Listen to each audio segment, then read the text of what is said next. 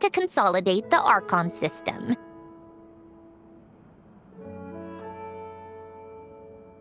Visions result from that same system, so extrapolating from there, it's clear that the manifestation of a vision is also, to some extent, related to the third descender. Still following? For those that wield them, visions serve as a means to channel elemental power. The same is true of stellar linchpins. The difference is that, when wielding elemental energy, stellar linchpin users often exhibit a unique kind of power that seems to come from beyond to that. It's believed that, when a stellar linchpin manifests, impurities from the remains of the third descender get fixed in place. Hence, the name. That's also believed to be the source of the strange power I just mentioned. We've heard that visions can appear when someone has a really strong wish or desire. Stellar linchpins sound kind of similar, so does that mean... Huh? Oh, don't look at me like that. I've never had any grand wishes or aspirations. Just a list of things that drive me up the wall. So if you're asking why this thing appeared, I have no clue. All I know is that without it, the gift Elen left me, this built-in second chance, never would have triggered. The damage to my core was too severe. But thanks to the stellar linchpin's manifestation, it did trigger. And after my core rebooted, I was able to repair the damage to my body. I also managed to import the numerological array, along with some of Polonia's surviving algorithms, into this form. Wait, does that mean Polonia is... Yes. Unfortunately, Polonia is... beyond repair. Oh, we're so sorry to hear that. But you also mentioned something about a final gift? Yes. Elen often spoke to me about wishes and desires when he was alive. I suppose he thought there might come a day when I wished for something, and was willing to sacrifice my own life to fulfill it. So he left me a chance to start over.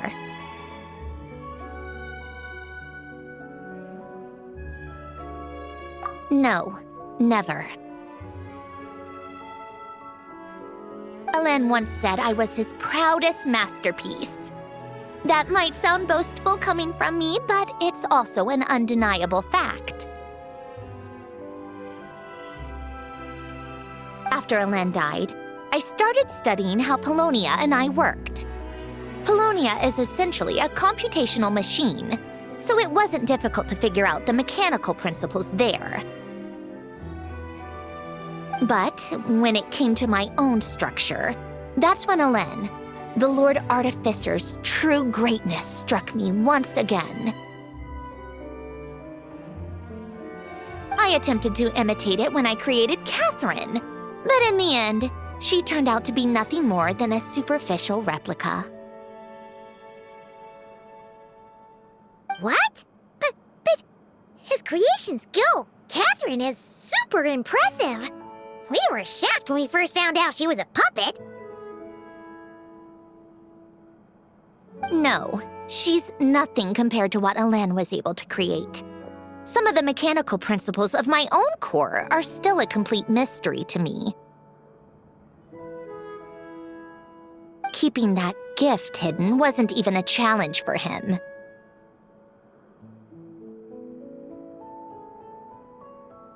Just a shame I had to waste it on fighting Dottore. I just couldn't stand the thought of him coming out on top.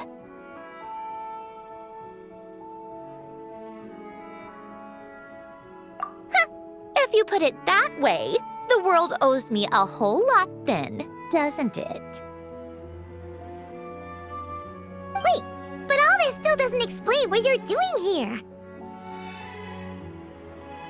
Risley said you rented the ship and even had some kind of fishing permit? That's because I'm trying to go back to the place Alen and I lived when he was alive. My former home, I suppose you could say. The second chance wasn't the only part of the gift. According to the message, Alen left me a few other things that are stored in the house we shared together.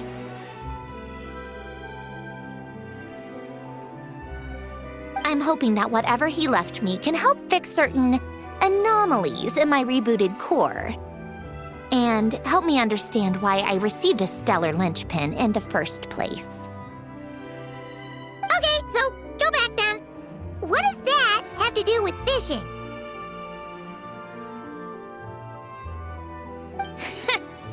And to think I'm talking to the saviors of Fontaine. Did you forget that the water levels have been rising for centuries? I can't just go back to the place I used to live because now it's underwater. Oh, right. With the rising water levels and changes in terrain, it's not just a matter of finding where it is, but also clearing away any sediment or debris. But Fontaine law prohibits unauthorized individuals and organizations from excavating underwater ruins. A Melazine caught me the minute I even made an attempt. Why not apply for authorization then? And face the endless slog of Fontainian bureaucracy. No thanks.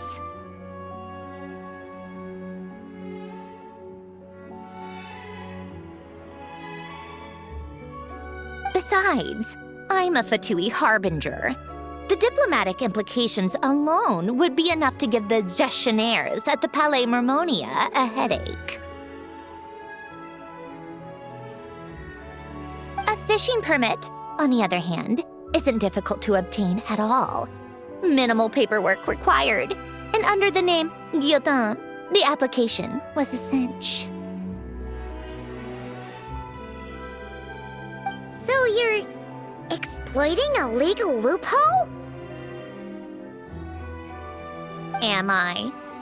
That underwater home belongs to me. If I happen to chance upon it while doing some fishing, what's the issue with that? Of course, I do have to catch some fish to put in the aquarium, just in case the gestionnaires come to check up on things. That's also the reason I hired someone to man the front desk. Huh? But isn't that kind of a waste?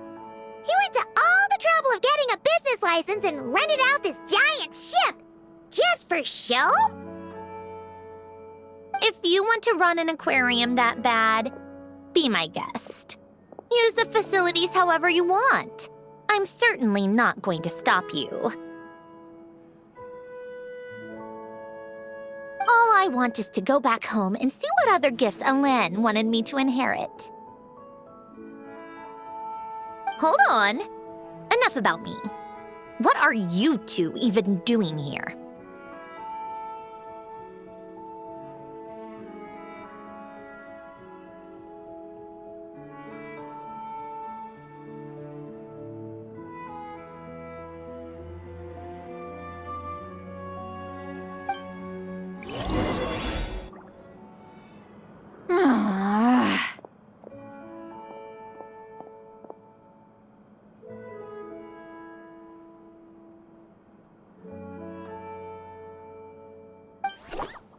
Seriously?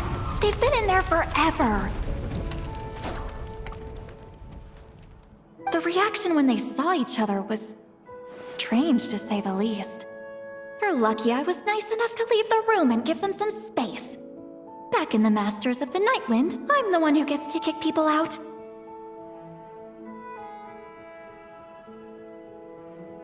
I just want to know what they're talking about. Should I cast a little eavesdropping spell? No, what am I thinking? I'm Granny Eastley, the great shaman of the Masters of the Nightwind. I can't do something like that. This is just ridiculous. Making me wait out here for so long? Where's their respect for their elders?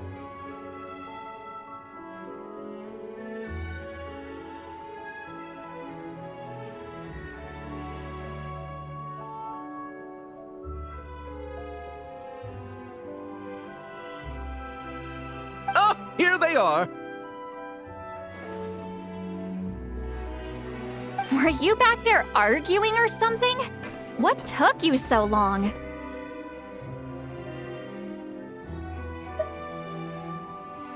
The two of you are already acquainted with Miss Guillotin, then? Oh, yep. But don't worry, we got everything sorted. Sandrone agreed to let us shoot on the ship, but it has to be when she's not here. When she's not here? That's right.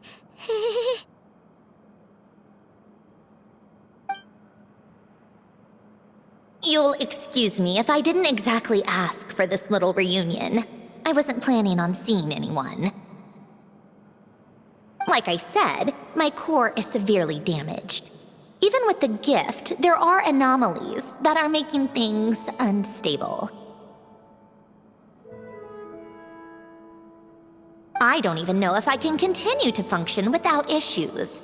So the priority is to fix these anomalies and get answers to my own questions.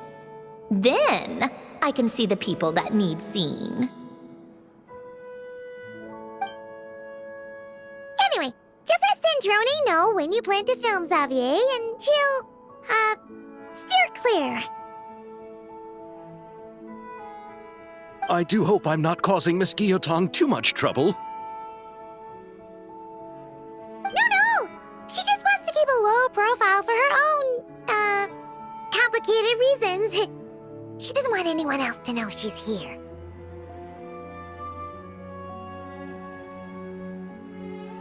Understood. I'll be sure to keep that in mind. Oh, and see Lale? Huh?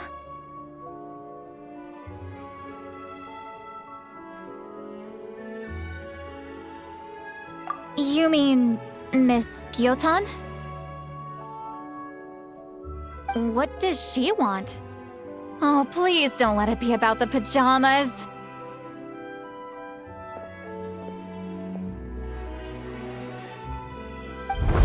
What? The seventh of the Fatui Harbingers?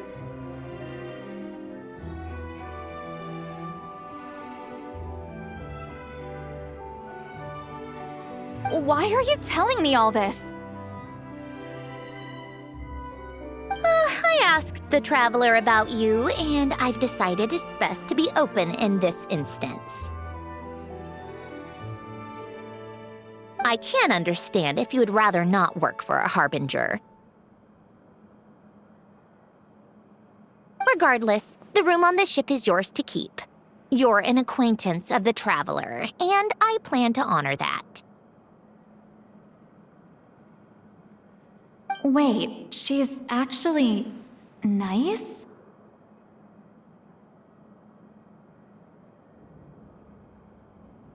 It's not a problem.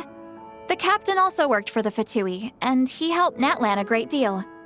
We know that there are good people among your ranks. Besides, I've been around long enough to know what it means to earn one's keep. This isn't Natlan, and I don't expect special treatment. Besides, sitting at a desk isn't exactly back-breaking work. I appreciate that perspective, great shaman. Seat Lolly. Just call me Seat Lolly. That title makes me sound so... old. Well, Seat Lolly, the Traveler and I are looking for something, so we'll be heading underwater together soon. I'll leave the ship in your care while we're gone.